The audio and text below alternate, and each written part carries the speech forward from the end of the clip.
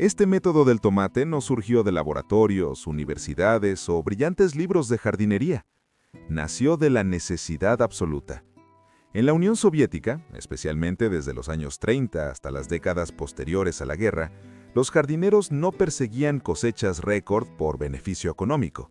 Intentaban sobrevivir a temporadas impredecibles, suelos pobres, escasez de semillas y primaveras largas y frías.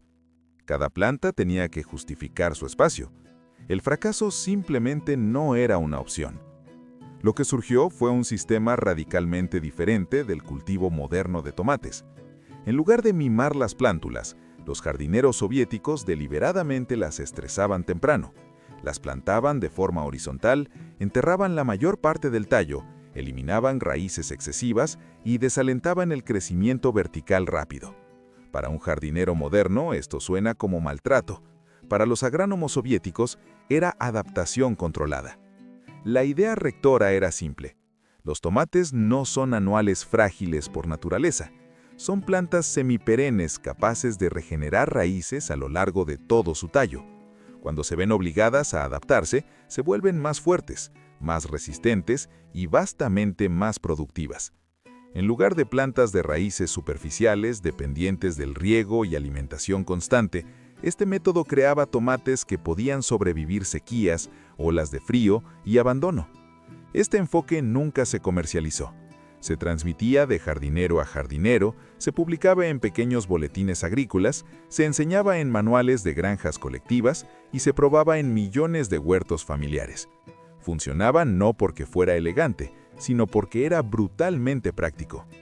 La jardinería moderna lo olvidó, porque la jardinería moderna valora la comodidad y la rapidez. El método soviético valora la supervivencia y la productividad a largo plazo. Esos no son los mismos objetivos. El núcleo del método soviético olvidado es la plantación horizontal. En lugar de plantar los tomates en posición vertical, los jardineros colocaban la plántula casi plana en una zanja, enterrando del 60 al 80% del tallo bajo tierra, dejando expuestas solo las hojas superiores. ¿Por qué? Porque los tallos de tomate están cubiertos de nodos radiculares adventicios. Cuando se entierran, estos nodos se transforman en un masivo sistema radicular secundario. Esto no solo aumenta la absorción de nutrientes, sino que cambia fundamentalmente la arquitectura de la planta. El tomate se ancla, se vuelve resistente a la sequía y mucho menos dependiente de la humedad superficial. Los agrónomos soviéticos observaron que los tomates plantados verticalmente desarrollaban sistemas radiculares superficiales agrupados cerca de la superficie del suelo. Estas plantas producían crecimiento temprano, pero colapsaban bajo estrés por calor, presión de enfermedades o riego inconsistente. Los tomates plantados horizontalmente, por el contrario, se comportaban como arbustos perennes. Crecían más lento inicialmente, pero superaban en rendimiento más tarde en la temporada, a veces dramáticamente. Otro detalle clave, las hojas inferiores se eliminaban antes del entierro, pero no se permitía que el tallo se secara o endureciera. Se plantaba inmediatamente para estimular la formación de raíces bajo estrés. Este choque deliberado activaba mecanismos de supervivencia dentro de la planta. Los jardineros modernos a menudo temen estresar las plántulas. Los jardineros soviéticos dependían de ello. Entendían que la adaptación al principio determina el rendimiento en la madurez. El resultado era menos plantas, pero un rendimiento mucho mayor por planta, a veces 2 o 3 veces más fruta por peso. Uno de los aspectos más polémicos de este método era la restricción intencional de raíces en el crecimiento temprano. Las plántulas a menudo se cultivaban en contenedores pequeños o condiciones de suelo estrechas. Esto limitaba la expansión radicular y ralentizaba el crecimiento superior. El Consejo Moderno advierte contra esto. La práctica soviética dependía de ello. ¿Por qué restringir las raíces? Porque el crecimiento temprano, sin restricciones, crea dependencia. Las plantas cultivadas en condiciones ideales se vuelven frágiles. Los jardineros soviéticos querían tomates que pudieran sobrevivir el abandono, la sequía y el suelo frío. Al limitar los recursos tempranos, la planta se veía obligada a alocar energía hacia la resistencia estructural en lugar de la rápida expansión del follaje. Otro paso olvidado era el inicio seco. Después del trasplante, los tomates se regaban mínimamente, a veces nada en absoluto durante los primeros 7 a 10 días. Esto obligaba a las raíces a buscar humedad más profunda. Una vez establecidas, estas plantas requerían dramáticamente menos riego durante el resto de la temporada. Este método contradice directamente la lógica moderna del riego por goteo, pero explica por qué los tomates soviéticos a menudo sobrevivían semanas de calor sin riego, mientras que las variedades modernas se marchitan rápidamente cuando se interrumpe el agua. El resultado no era solo supervivencia. Estas plantas desarrollaban tallos más gruesos, sistemas vasculares más fuertes y mejor resistencia a enfermedades. Producían menos frutos tempranos, pero significativamente más rendimiento total durante la temporada. La cantidad provenía de la resistencia, no de la velocidad. Otro elemento olvidado era la poda agresiva, pero no del tipo promovido hoy. Los jardineros soviéticos eliminaban ramas inferiores y brotes excesivos sin piedad, no para dar forma a la planta, sino para limitar el desperdicio de energía.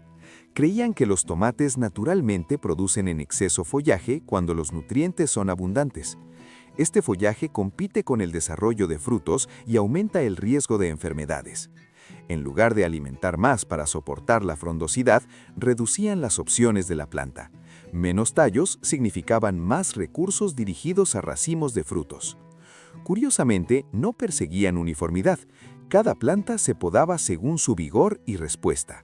Las plantas débiles se dejaban solas, las plantas fuertes se podaban más agresivamente. Este enfoque adaptativo requería observación, una habilidad que los jardineros modernos a menudo delegan en calendarios de fertilización e instrucciones. Combinada con el enraizamiento profundo, esta estrategia de poda resultaba en frutos que maduraban más uniformemente, resistían el agrietamiento y tenían mayor contenido de materia seca. Los tomates eran más densos, más sabrosos y se almacenaban mejor, una ventaja crítica en climas sin refrigeración. Esto no era jardinería estética, era agricultura funcional enfocada enteramente en producción, almacenamiento y confiabilidad. El método soviético del tomate desapareció, no porque fallara, sino porque no encajaba en los sistemas modernos. Requiere paciencia, observación y tolerancia a la fealdad de la temporada temprana. La cultura de jardinería moderna favorece el éxito instantáneo, la perfección visual y el mínimo esfuerzo. Este método también entra en conflicto con el marketing comercial de semillas. Las plantas adaptadas al estrés no requieren alimentación, riego o reemplazo constante, son independientes, y la independencia no vende productos. Pero el cambio climático está reescribiendo las reglas. Olas de calor, restricciones de agua, primaveras impredecibles. Estas condiciones se parecen a las limitaciones que los jardineros soviéticos ya enfrentaban. Sus soluciones de repente son relevantes nuevamente. Este método enseña una lección más profunda. Las plantas no necesitan comodidad, necesitan adaptación. Cuando se ven obligadas a luchar temprano, aprenden a sobrevivir después. Los tomates cultivados de esta manera no son cultivos frágiles, son organismos resistentes capaces de una productividad extraordinaria. Tierra Inteligente existe para preservar exactamente este tipo de conocimiento, métodos que nunca fueron patentados, nunca fueron marca tributada y nunca fueron optimizados para el beneficio, solo para la supervivencia. El método soviético del tomate no se perdió, fue ignorado, y en un futuro inestable, el conocimiento ignorado se vuelve invaluable nuevamente.